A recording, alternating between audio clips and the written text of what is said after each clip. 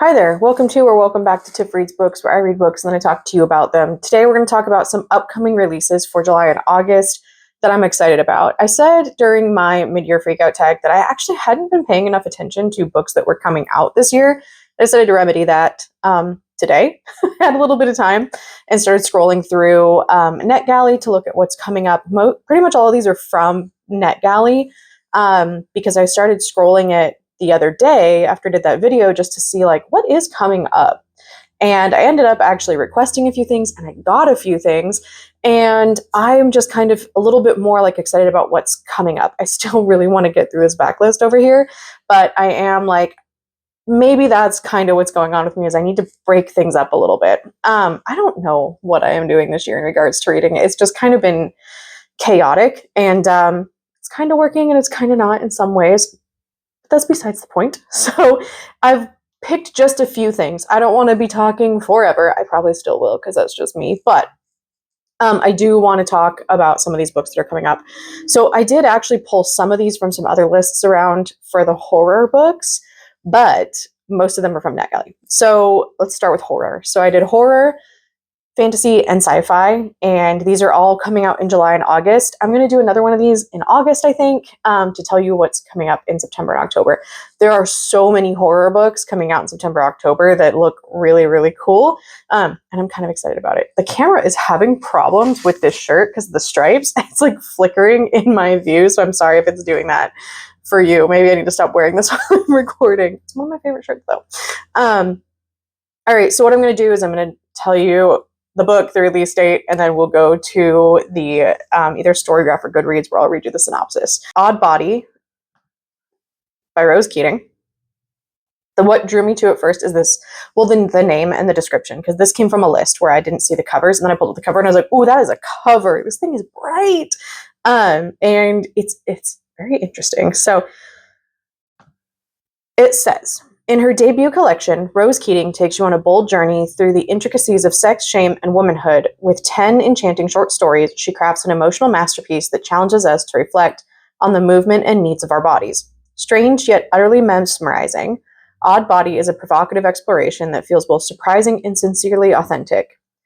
In Oddbody, a woman finds herself navigating a codependent relationship with a ghost, while Squirm portrays a daughter tending to her father as he devours himself from the inside out. Pineapple introduces us to a woman who opts to have feather wings surgically attached to her back. In Eggshells, a waitress gives birth to an egg during her breakfast shift. Each narrative in this collection is immersive, bizarre, and deeply empathetic, shining light on women who dare to defy societal norms and invite you to question the conversations and milestones that determine success.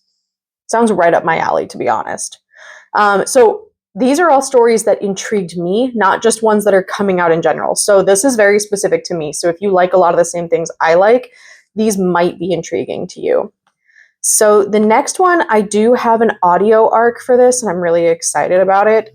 If you're unfamiliar, because I do get this question a lot, ARC is A-R-C, Advanced Reader Copy. So it just means I'm getting the opportunity to read the book before it comes out. If you're also not familiar, NetGalley is a site that hosts all of these books for publishers to give people the opportunity to read them. So the next one is Girl in the Creek by Wendy and Wagner. I saw someone talk about this like last year and was like, oh, this sounds interesting. And then I saw Wendy at a panel at Emerald City Comic Con and her book sounded really cool.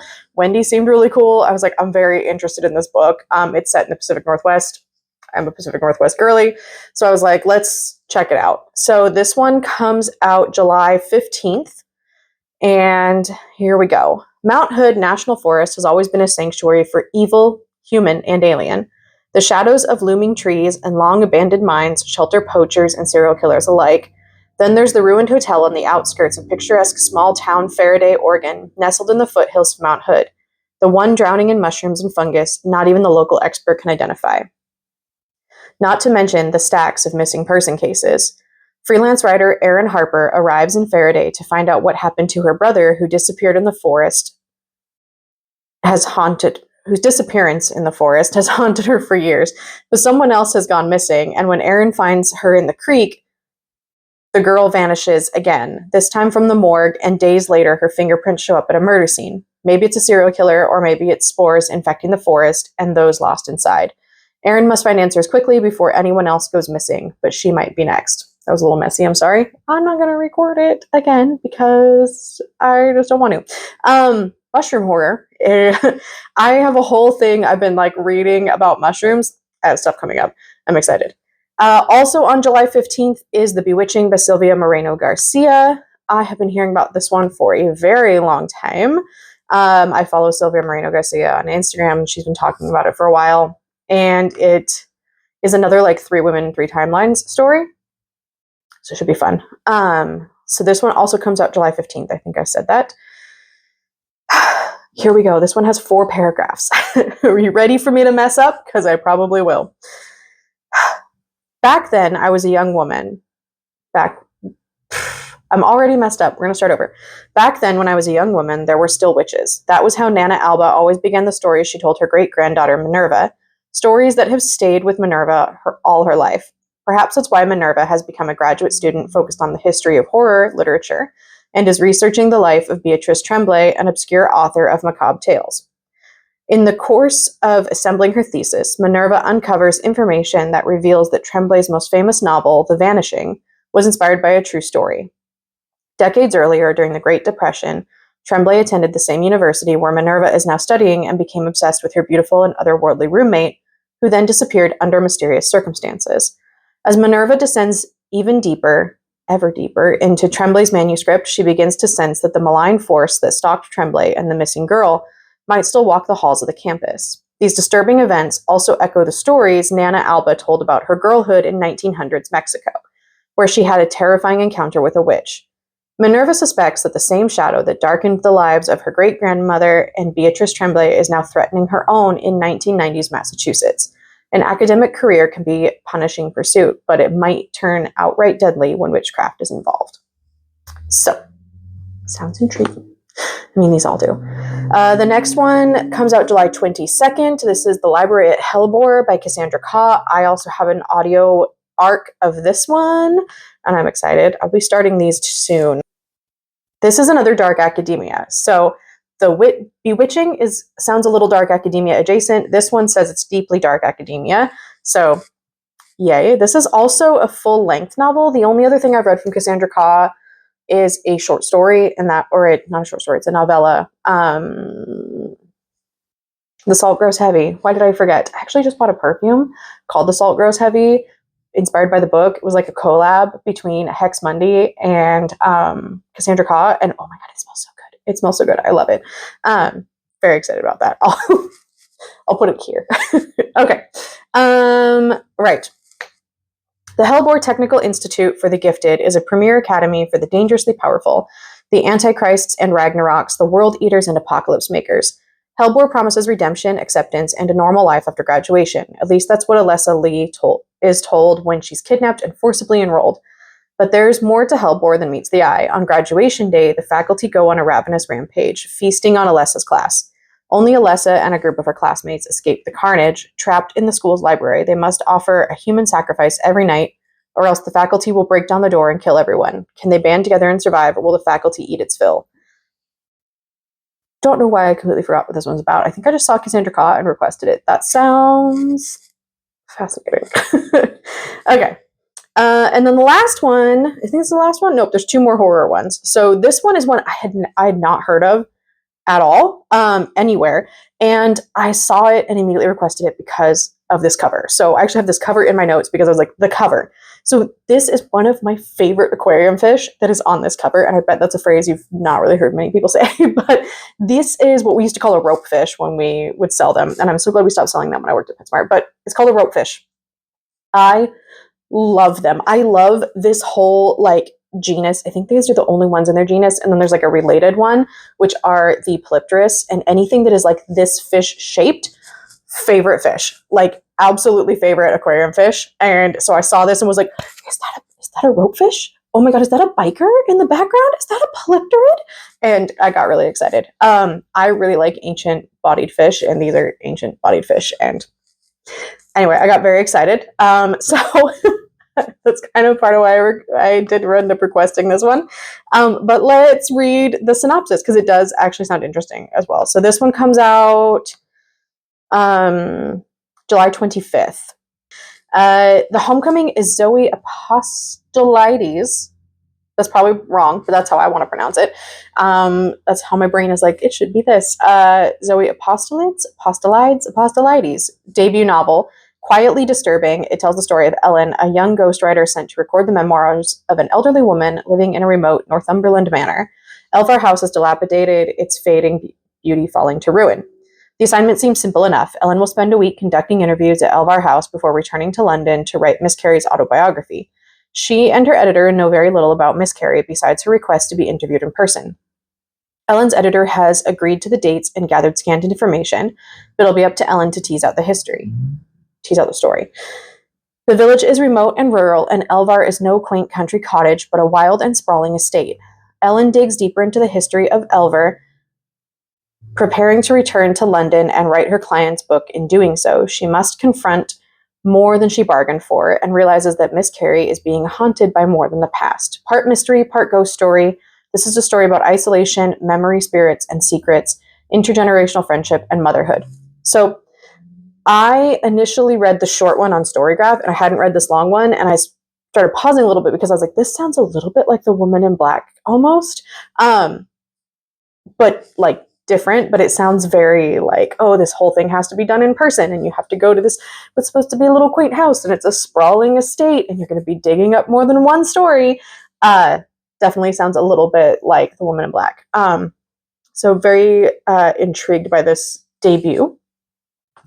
And then we have the last one is The End of the World as We Know It, which is an anthology inspired by The Stand by Stephen King. So this is a bunch of authors that I recognize and some that I don't, with an introduction from Stephen King. So this has short stories by Sarah Langan, Richard Chismar, Caroline Kepnes, Ronald Malfi, who I recognize, Catriona Ward, who I recognize, Cynthia Paleo, Bev Vincent, Jonathan Jans, S.A. Cosby, who I recognize, Tanana Reeve-Dew. Stephen King wrote the introduction.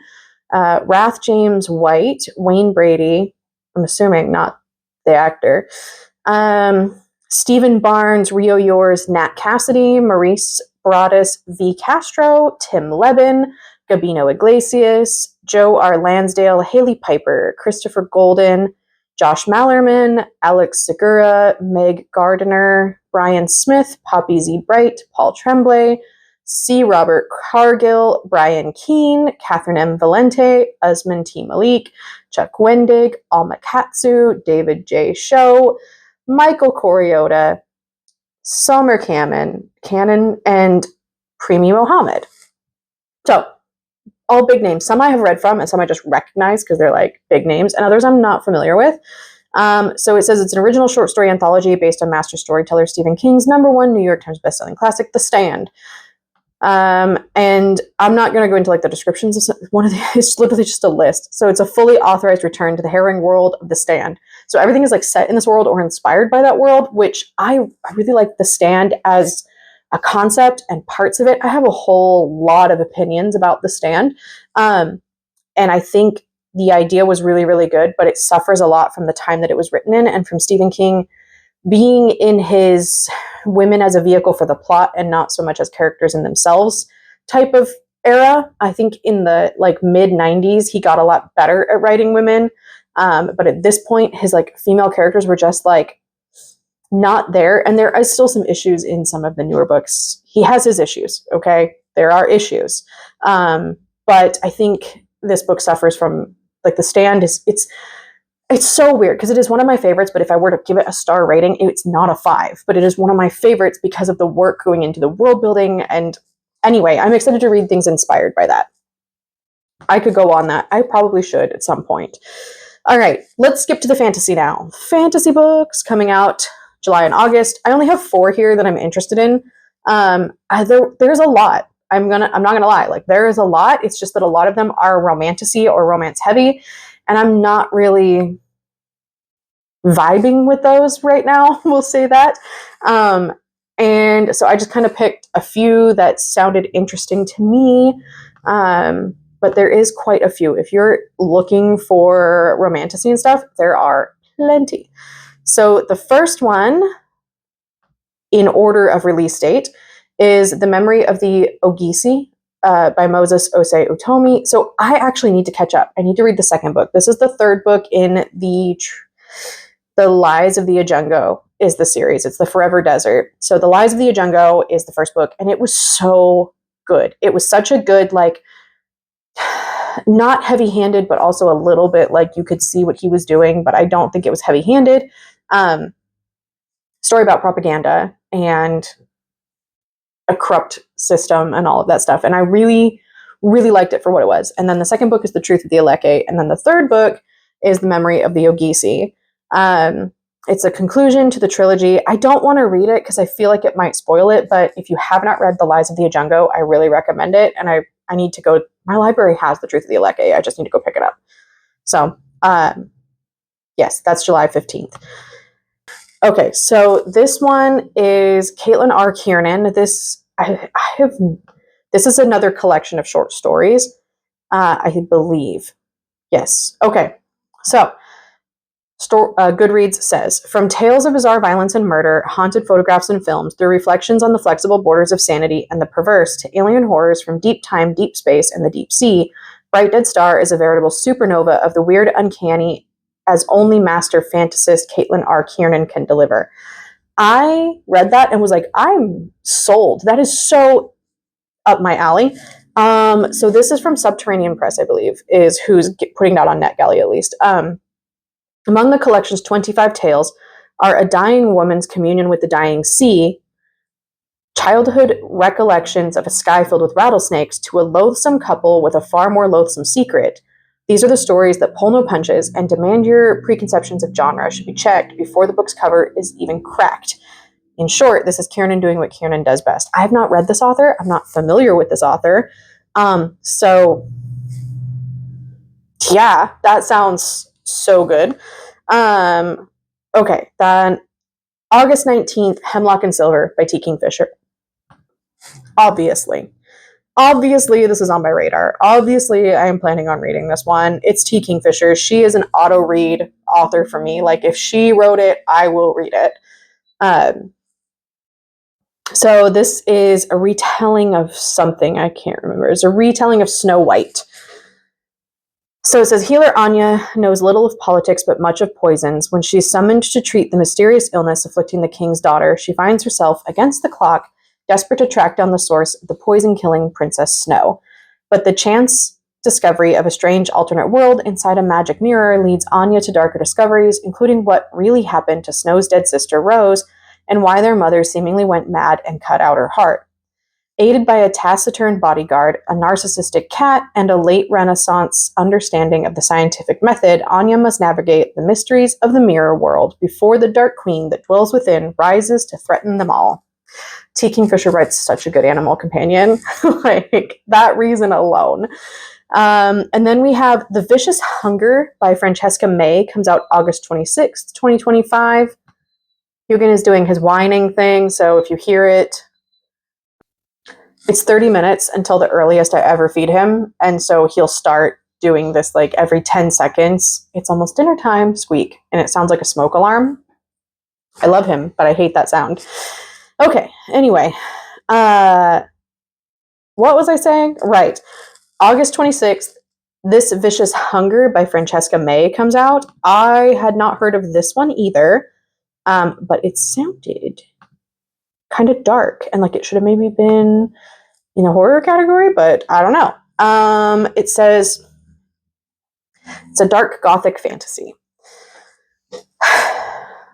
Thora Grieve finds herself destitute and an outcast after sudden death of her husband only a few weeks into their marriage, but a glimmer of hope arrives when a family friend offers her a spot at a university to study botany under a famed professor. Once at the university, Thora becomes entranced by a mysterious young woman, Olea, who emerges each night to tend to the plants in the professor's private garden. Thora soon that a mystery? Thora soon. I don't know. This has a typo in it. Anyway, A mysterious illness prevents Alea from leaving the garden. Hungry for connection, Thora befriends Alea through the garden gate, and their relationship quickly and intensely blossoms. The visceral connection between Thora and Alea unlocks an obsessive desire in Thora as she throws herself into finding a cure for Alea's ailment. But is this really love, or is it merely lustful intoxication? Thora has finally found the freedom to pursue her deepest desires, but at what cost? So I read a couple reviews of this on NetGalley, and it's a plant rot horror. So I was like, yeah, plant rot horror in a fantasy. It probably leans more towards fantasy than it does horror, like plant rot gothic, not really horror. So sounded right up my alley. So I have 3 sci-fi. Let's go into those. The first one I literally put on here because I saw the Space Needle in the background and was like, Space Needle? Sci-fi? Interesting. So this one is a YA, and it also is not on Storygraph. So I had to pull it up on Goodreads.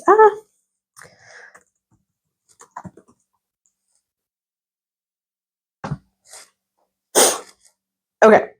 I think this is I don't know if this is, so this is a YA. I think this is the only YA on my list because I don't normally like them, but this one sounded interesting enough. So Climate of Chaos by Cassandra Newbould is supposed to come out July 15th.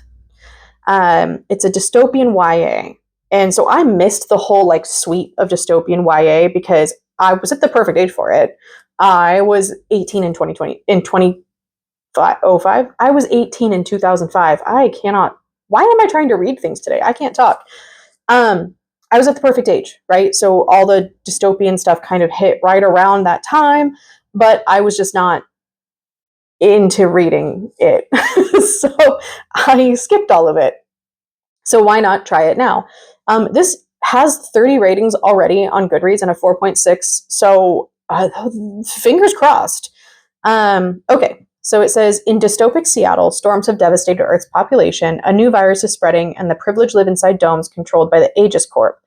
Healthcare is earned by hours accrued working in Aegis pharmaceutical factories. If you run short on hours, you're sent to the Harvest House for debt collection, a place few return from in one piece. After a storm killed 17-year-old Fox the Rose's parents and left her disabled, Fox and her younger sister Rabbit joined their fugitive aunt's mercenary group, Still Alive. Their mission is to restore the imbalance of medical access for post-storm survivors. Maybe a little too on the nose for right now. But when a med supply heist goes south, Rabbit is taken captive and Still Alive refuses to rescue her. Fox must choose between duty and family and leaves home to infiltrate Aegis' interior domes where Rabbit is being held hostage. The more Fox learns about life in the domes, though, the more she realizes Still Alive isn't as altruistic as they claim. In a world where everyone is out for themselves, Fox must rely on those she trusts least in order to reunite with her sister and expose both Aegis and Still Alive for who they really are. This Hunger Games for the Next Generation read stars a disabled protagonist and explores the devastating potential of climate change left unchecked and the all-too-real consequences of outrageously expensive healthcare insurance affecting millions today. So,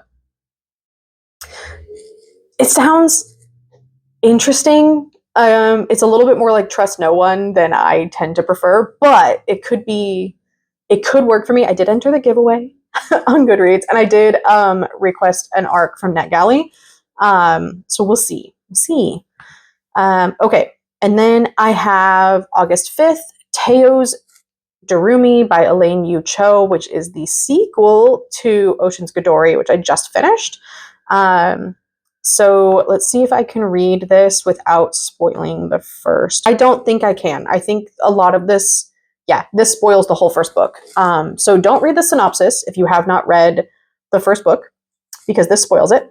But we're picking off pretty much like right where we left off. Yeah, we're picking up right where the book ends, pretty much. So yeah, this spoils the first book. It spoils who the bad guy is. It spoils what happened. It spoils the big reveal. Like, don't read the synopsis. So, but look at the pretty cover. Yeah, so Ocean's Godori was very interesting. I feel like I would really struggle to explain what happened because so much happened, but it all happened in the last like little bit. It was very character driven. There was like multiple characters we were focusing on. It was multiple POV. It was set in like in space most of the time on a spaceship. We kind of have like, we have the Alliance planets, which is like, it felt very Firefly-y a little bit, but Korean instead of Chinese. Like, is what everyone was speaking. I don't really know how to describe it, but I recommend it. I enjoyed it. I had a good time. Great character building. The plot was very standard, like corporation bad. Military also bad. Like very found family. That's really the best way I can describe it at the moment without sitting down to write you a synopsis. And then the last one is The Mad Sisters of Essie by Tashan Mehta, which comes out August 5th as well.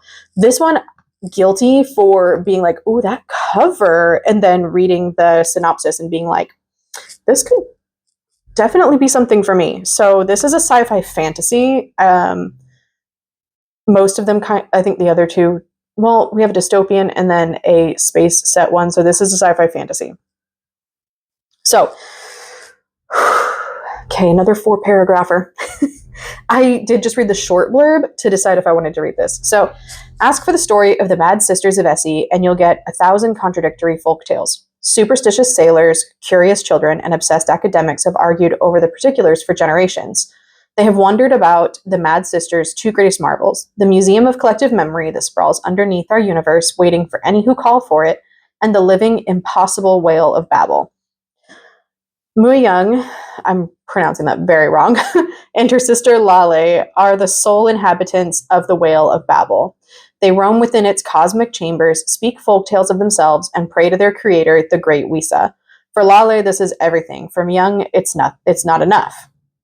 When Myung flees the whale, she stumbles into a new universe full of people, shape-shifting islands, and the argumentative ghosts. In her search for the Great Wisa and her longing for her sister Lale, Myung sets off on an adventure that will unravel the mystery that has confounded everyone for centuries, the truth about the Mad Sisters of Essie. Fables, dreams, and myths come together in a masterful work of fantasy full of wonder and awe that asks, in the devastating chaos of the world, where all is in flux and truth is ever-changing, what will you choose to hold on to, and what stories will you choose to tell? So that's what's coming out. Let me know if any of these intrigue you. I will try and read at least a couple of these over the summer, and if not before the end of the year. I have marked them all on Storygraph under a little tag, so hopefully I'll remember which ones I listed. But I have a list too. I now have this list, so I am excited about it, and hopefully I'll get to read a couple of these. At least I have the audios of a couple, so I will be reading a couple of them. Let me know any of your thoughts on these or what books you are excited for that are coming out in July and August, and I'll see you soon with something else.